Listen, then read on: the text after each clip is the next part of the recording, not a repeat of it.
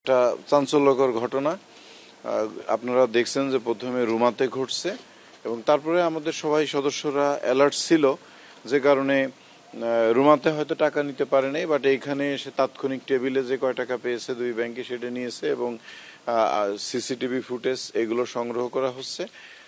আপনারা আরেকটা বিষয় বললেন যে আমাদের রুমার যে সোনালী ব্যাংকের ম্যানেজার, তাকে উদ্ধারের ব্যাপারে আমাদের যে দুই রকম কাজ চলছে ভেতরে। একটা হলো ইন্টেলিজেন্স সংগ্রহ করা, আর একটা হলো যে অভিযানের যেসব কাজ।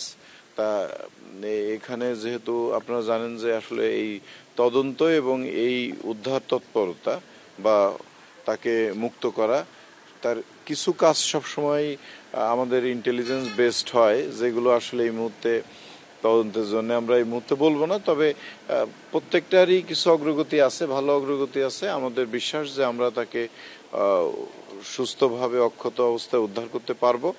তা সেই এবং যৌথ অভিযান হবে।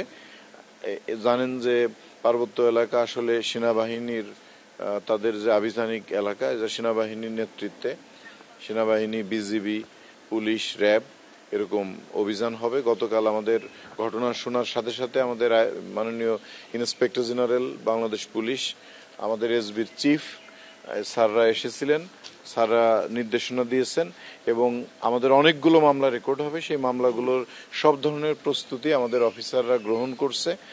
বিশেষ করে রুমাতে 5-6টা মামলা হবে।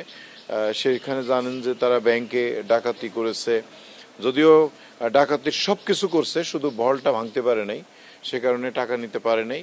আর এর বাইরে নামাজ পড়তেছিল, তাদের সাথে মানে খারাপ ব্যবহার করেছে, নামাজ পড়তে বাধা দিয়েছে, যেটা ধর্মীয় অনুভূতি সহ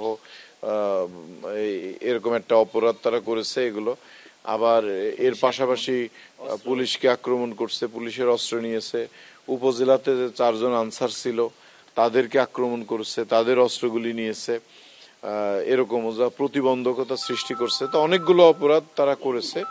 সেই বিষয়গুলো আলাদা আলাদা করে এই যারা যারা সংক্ষুব্ধ, ক্ষতিগ্রস্ত, তাদের প্রত্যেকে বাদী হয়ে তাদের কাছ থেকে আমরা মামলা নিব এবং মামলা যাতে পেশাদারিত্বের সাথে মামলাগুলো রেকর্ড হয় এবং এই ক্রিমিনালদের আমরা যাতে আইনের আওতায় আনতে পারি, সেই কারণে আমাদের বেশ কয়েকজন অফিসার তারা এটা কাজ করছে এবং